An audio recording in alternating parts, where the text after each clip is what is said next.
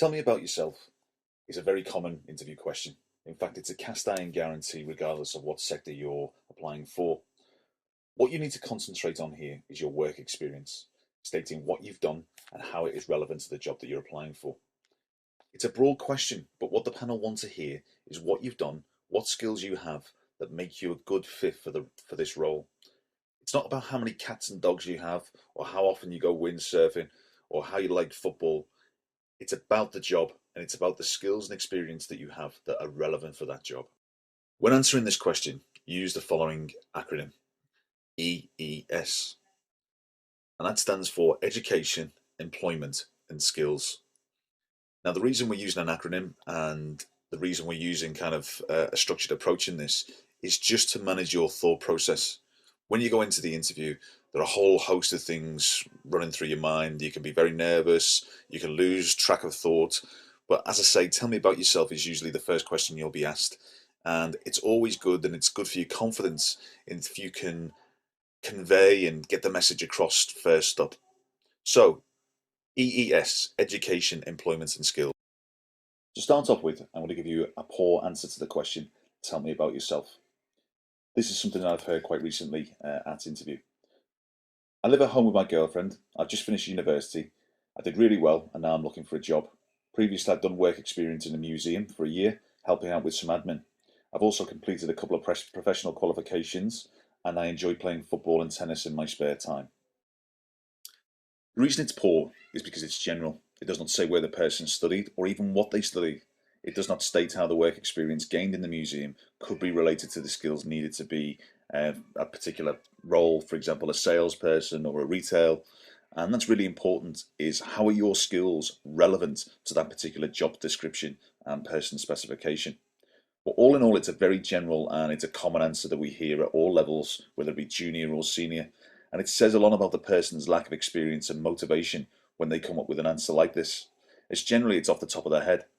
If you don't know much about you, or you haven't done much, how is the interviewer supposed to know about you and your achievements and what you can do for them? It's very, very difficult. So the key thing here is relevance. Remember, relevance is key. Read the job description, read the person's specification, find out what that employer wants.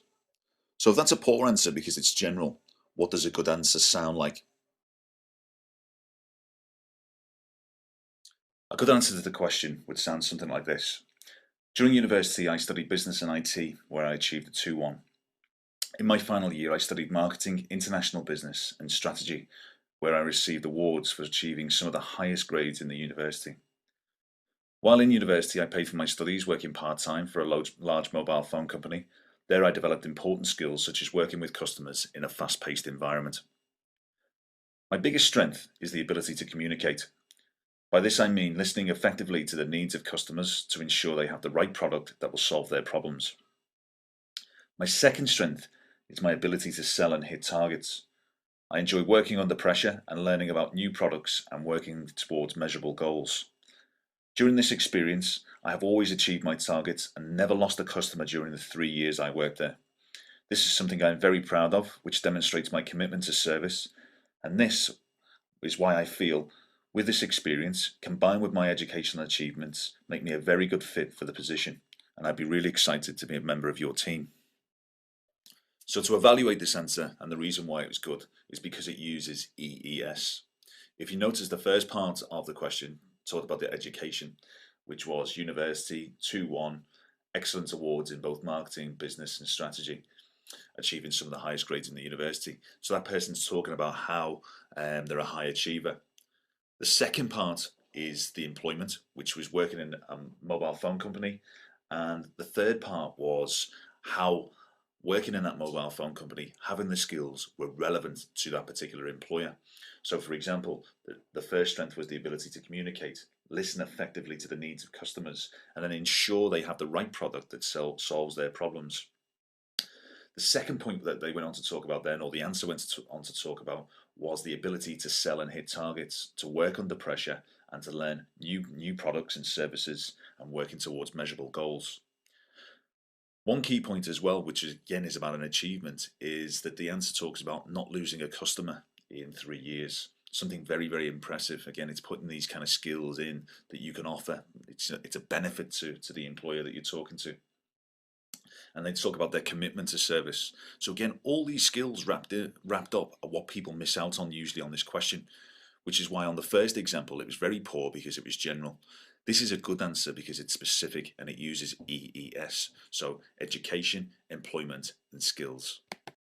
So in summary, if you're leaving university or if you're leaving school, you're looking to apply for an apprenticeship or you're looking to apply for your first kind of job, graduate scheme, whatever it may be, you will get asked the question, tell me about yourself.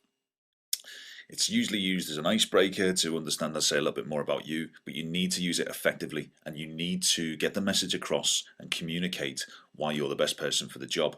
And it can really give you the confidence boost that you need and really calm you down if you can answer clearly and precisely.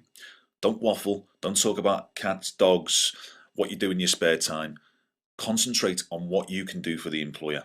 And this is where you use EES. So what have you done in your educational life? What employment or work experience have you had?